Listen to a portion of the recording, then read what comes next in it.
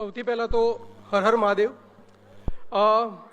મને આજે સવારે ફોન આવ્યો કે 10 મિનિટ આપણે સીએ વિશે તમારે થોડું માર્ગદર્શન આપવાનું છે અને તમારે 4 થી 7નો જો આપણો કાર્યક્રમ છે એના વચ્ચે આવી અને આપણા જેટલા પણ બ્રાહ્મણ ભાઈ બહેનો છે, માતા પિતાઓ છે, જેમના દીકરાઓ કે દીકરીઓ, ભાઈ કે બહેન જે ચાર્ટર્ડ એકાઉન્ટન્ટનો કે એના રિલેટેડ કોઈ પણ કોમર્સનો કોર્સ કરતા હોય એના વિશે થોડું માર્ગદર્શન આપો. અને પ્લસ આપણે આટલા બધા જે બિઝનેસ થઈ રહ્યા છે એના માટે આપણે એક રાજ્ય કક્ષાની શ્રી સમસ્ત બ્રહ્મ સમાજની આપણે એક કાર્યક્રમ અને સંમેલન કરેલું છે. તો પહેલાં તો મારો સૌથી મોટો પ્રશ્ન એ હતો કે મારે ગુજરાતીમાં બોલવું પડશે, બિકોઝ બાળપણથી લઈને અત્યાર સુધી અંગ્રેજી માધ્યમમાં જ ઉછેરાયો હોય અને બોલ્યું હોય તો ગુજરાતીમાં બોલવાની એટલી આદત ના હોય. એટલે જો મારી કોઈ પણ નાનકડી ભૂલ થાય, ગુજરાતી શબ્દના બદલે અંગ્રેજી શબ્દનો ઉપયોગ થઈ જાય તો એના માટે હું ક્ષમા પ્રાર્થી છું ને અત્યારે તમને પહેલાં તો સોરી કહું છું. જ્ઞાન, નૈતિકતા અને સંસ્કૃતિ એ જ બ્રાહ્મણની સાચી શક્તિ છે. ચાર્ટર્ડ એકાઉન્ટન્ટનો એવો કોર્સ છે કે જેની અંદર કોઈ પણ SC, ST, OBC કે કોઈ પણ જાતનું કોઈ પણ પ્રકારનું કોઈને બેનિફિટ મળતો નથી, દરેક સમાન છે. એટલે જ પ્રોબેબલી જ્યારે હું નાનો હતો ત્યારે મેં વિચાર્યું હતું કે હું ચાર્ટર્ડ એકાઉન્ટન્ટનો કોર્સ કરીશ, બિકોઝ મારે એવું નહોતું જોઈતું કે મારા 92% આવ્યા હોય ને છતાંય કોઈકને 85% આવ્યા હોય ને સીટ એને મળે ને મને ના મળે, જે આપણો સૌથી મોટો પ્રશ્ન રહે છે.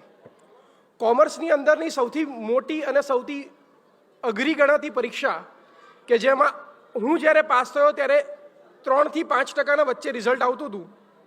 એટલે ભલે હું નાનો દેખાતો હોઈશ કારણ કે હું 21-22 વર્ષે સીએ થઈ ગયો હતો, પણ હજી હું સીએ થયો અને આજે 15મું વર્ષ ચાલી રહ્યું છે.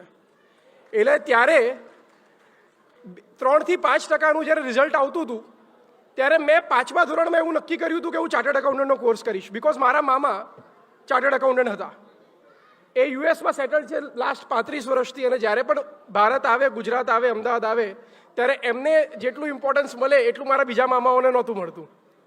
એટલે મેં એવું જોયું હતું કે ના આ ડિગ્રીની અંદર કંઈક તો એવું હશે કે જેની અંદર તમે એવું કંઈક અચીવ કરો છો કે લોકો તમને એક સારી ડિગ્રી અને એક સારા વ્યક્તિ તરીકે ચૂઝ કરે છે.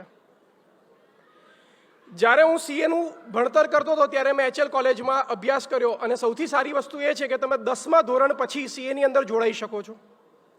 4 થી 5 વર્ષમાં તમારો કોર્સ પતી જાય. એટલે તમે સમજો 16 વર્ષના તમે હો ને ત્યારે તમે જોઈન કરો અને 20-21 વર્ષના હો ત્યારે તમે ચાર્ટર્ડ એકાઉન્ટન્ટની ડિગ્રી લઈ શકો છો, સબ્જેક્ટ ટુ તમારું બધી જ એક્ઝામ્સ, બધું જ રિઝલ્ટ ફર્સ્ટ ટ્રાયલમાં ક્લિયર કરે. અને જેમ અભિનવભાઈએ કીધું કે CA is considered to be the 2 alphabets of trust, અથવા જેમ આપણા લાડીડા વડાપ્રધાન બી કહે છે કે એમની સિગ્નેચર કરતાં કે કોઈ પણ પ્રેસિડેન્ટ કે પ્રાઇમ મિનિસ્ટરની સિગ્નેચર કરતાં ચાર્ટર્ડ એકાઉન્ટન્ટની સિગ્નેચર વધારે મહત્વપૂર્ણ છે. રીઝન એટલું જ છે કે એમનું બજેટ પણ જ્યારે બહાર નીકળે છે તો એના પછી બજેટ પ્રમાણે કામ થયું કે ન થયું એનું કામ ચોકસાઈપૂર્વક ચેક કરવાનું જવાબદારી પણ ડોક્ટર્સ ઓફ અકાઉન્ટન્સી એટલે ચાર્ટર્ડ એકાઉન્ટન્ટ્સની હોય છે.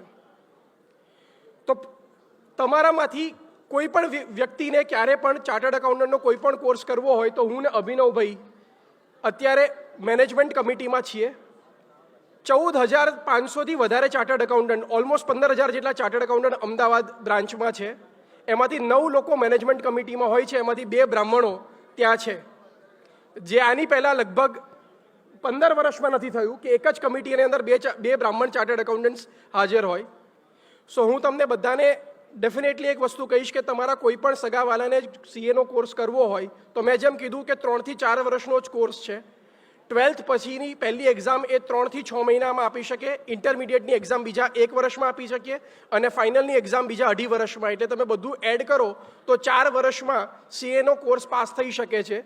એટલે જો તમે 17 વર્ષના હો જ્યારે તમારું 12th ક્લિયર થાય તો તમે 21 વર્ષમાં ચાર્ટર્ડ એકાઉન્ટન્ટની ડિગ્રી લઈ શકો છો.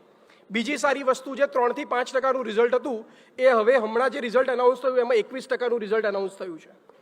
હું એમ નથી કહેતો કે 21%નું રિઝલ્ટ એટલે અનાઉન્સ થયું છે કે એક્ઝામ ઇઝી થઈ છે, પણ હું એમ એટલે કહીશ કે ટેકનોલોજી એટલી આગળ વધી છે અને આપણા વિદ્યાર્થીઓ એટલા આગળ વધ્યા છે કે 21%નું રિઝલ્ટ અનાઉન્સ થઈ રહ્યું છે. તો આઈ એમ વેરી શ્યોર કે આ બેનિફિટ આપણે બધા જ લઈ શકીએ. નંબર 3, કોઈ પણ બિઝનેસ હોય, કોઈ પણ સર્વિસ સેક્ટર હોય અને આગળ વધવું હોય તો ડેફિનેટલી ફાઇનાન્શિયલ એડવાઇસની જરૂર પડે. પછી એ ડાયરેક્ટ ટેક્સ હોય કે સ્ટાર્ટઅપ ઇન્ડિયા હોય, એ બધાની અંદર ચાર્ટર્ડ એકાઉન્ટન્ટની જરૂર હોય, અને chartered accountants are treated to be the growth engines of the country. So અહીંયા હું ડેફિનેટલી અવેલેબલ છીએ અમે લોકો. તમને કોઈ પણ માર્ગદર્શનની જરૂર હોય તમે અમને માંગી શકો છો, પૂછી શકો છો. હું સૌથી પહેલાં તો દવે સાહેબનો અને એમની આખી ટીમનો આભાર વ્યક્ત કરીશ કે એમણે મને અહીંયા બોલાવ્યો. અને I am very sure that we as Brahmin chartered accountants will be able to grow further. અને આપણે બધા જ મળીને સમસ્ત બ્રહ્મ સમાજનું એટલું નામ રોશન કરીએ કે બધા જ એટલા આગળ આવીએ કે આપણો બિઝનેસ લેવલે પણ આપણું એટલું જ નામ થાય. એટલે જેમ હમણાં કહેવામાં આવ્યું કે ગરીબ બ્રાહ્મણ હતો ના થાય, એક સમૃદ્ધ બ્રાહ્મણ હતો, છે અને રહેશે, એવી ભાવનાઓ આપણામાં પ્રગટ થાય. સંસ્કાર, જ્ઞાન અને સિદ્ધાંતો એ જ બ્રાહ્મણની સાચી પરંપરા છે. અહીંયા આટલું કહી અને હું મારું વક્તવ્ય અસ્તુ કરીશ. Thank you so much.